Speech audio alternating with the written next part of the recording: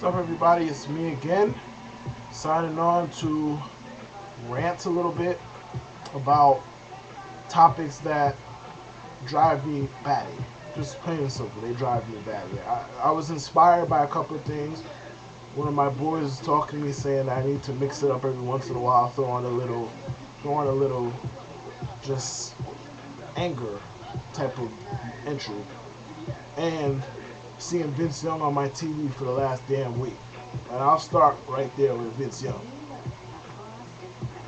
I mean, look, I know it's the offseason in the NFL. I know the NBA offseason just started. I know that there isn't really much to cover right now except baseball. Baseball is not exactly the most flattering sport right now. Mainly, I think mainly due to the steroid cloud hovering over the sport. That being said, is there a reason why I need to see snippets of this interview? Set a whole week worth of snippets setting up this interview for the Sunday that aired with a third string bum quarterback? Look, it's really simple with Vince. He sucks and he's a basket case. Can we just put that on the screen? Can we put that on the ticker? Look, he sucks and he is a basket case. It's that simple. He's a basket case, and he's a terrible quarterback. Last year he was behind. Last year when he was actually healthy, I don't care what they say about he was hurt. Yeah, he was hurt. Yeah, but he came back healthy eventually, and he was sitting behind Chris No Spleen Sims. Shouldn't that tell you why do we need to be exposed to this dude? Who, besides the fans in Nashville who desperately want to see a first round pick succeed, who cares about Vince Young? And why do we need to see this dude? And why are we asking questions like, did you think of committing suicide that night? First of all, the police report is well documented that he mentioned the word suicide several times, no matter what the hell he wants to say and deny. Second of all, even if he did, what do you think is going to come on national TV and say, yeah, I wanted to kill myself. You know, my mama was tough on me, and the crowd was tough on me, and I was injured, and I wanted to off myself. He stinks. What else is there to talk about with this dude? He's terrible. Then I have to hear him say, "I'm just ready to play ball 45,000 times." Nobody cares. You're ready to play just like how many other NFL players? Call it 1,500 NFL players. You ready to play ball? And was that a revelation? You're supposed to be. You get paid what, $14 million? You're supposed to be ready to play ball. On to my next topic of washed-up quarterbacks. Let's go to Brett Favre. You know, the drama queen, the Wrangler wearing, interception throwing, playoff choking, just fun having Brett Favre, that guy. What? Every year it's the same shit over and over and over and over and over. It never ends with Brett Favre. Every year it's the same shit. Oh my god, I'm retired from the game. I think I still have it, but I'm definitely good. Blah, blah, blah. 2 months later, my arm feels good. I'm thinking about coming back.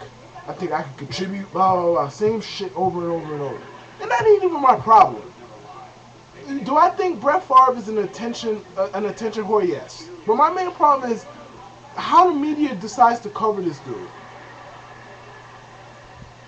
Everything gets covered. It's like, okay, Brett Favre had dinner with Brad Childress. So what? Normal human beings have dinner all the goddamn time. So what?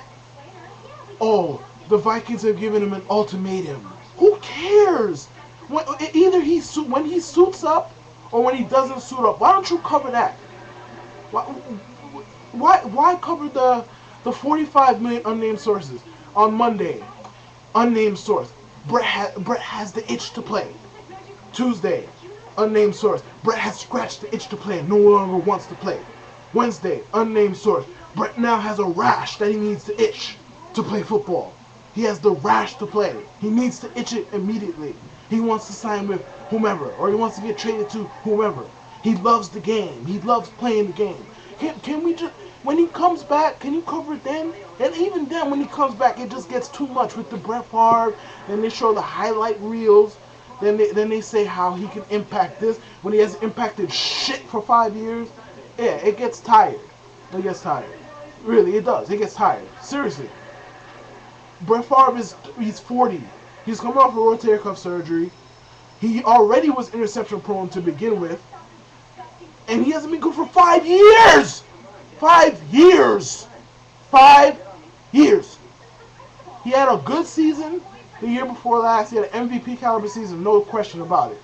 But look at the 3 years before that and look at the year after that. He hasn't done shit! Why they continue to cover this dude is beyond me, man. And again, keep it with the theme of quarterback, or quote-unquote quarterback. So, Michael Vick.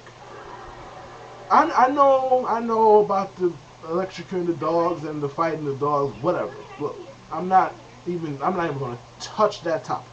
I'm not going to touch it. I don't have much of an opinion on that. I'm not touching that topic. Now, about them covering, as soon as he gets out of jail, where will Michael Vick end up? What will he do next? Will the Falcons really? Who gives a shit? He ain't starting for nobody. You really think that Michael Vick is going to start, barring a catastrophic injury to someone, somewhere, Michael Vick is not starting for anybody. I'm not saying he can't make an impact. I'm just saying he maybe a wildcat formation type of deal or a third down type of deal. I'm not saying he can't impact somebody somewhere. I'm just saying, why the hell are we covering this dude like he's a starting quarterback? He was a starting quarterback. He wasn't really a good passer either. That was 2 years ago. You know, before he went to the big house for 2 freaking years. So again, why are we covering this dude like he's a starting quarterback again? Why? Can you tell me? I'm lost. I really don't understand it. Why are we? He's not gonna start. And I mean, it's likely that with all the repercussions that will come from actually signing the guy, that he's gonna go to the UFL or somewhere just to get his feet wet and play football. Yet we have to hear about this dude over and over and over. Where is he gonna go? What's he gonna do? Blah blah blah. Who gives a shit? Who gives a rat's ass where he's gonna go? He's not gonna start. He's not a starter. For the love of God, he is not a starter. And lastly, before I leave, with the disaster going on in Denver, I gotta touch on this. How anything and everything that comes from New England is God's gift to the green earth. On draft day, all you heard every New England player taken, he's a quintessential smart player.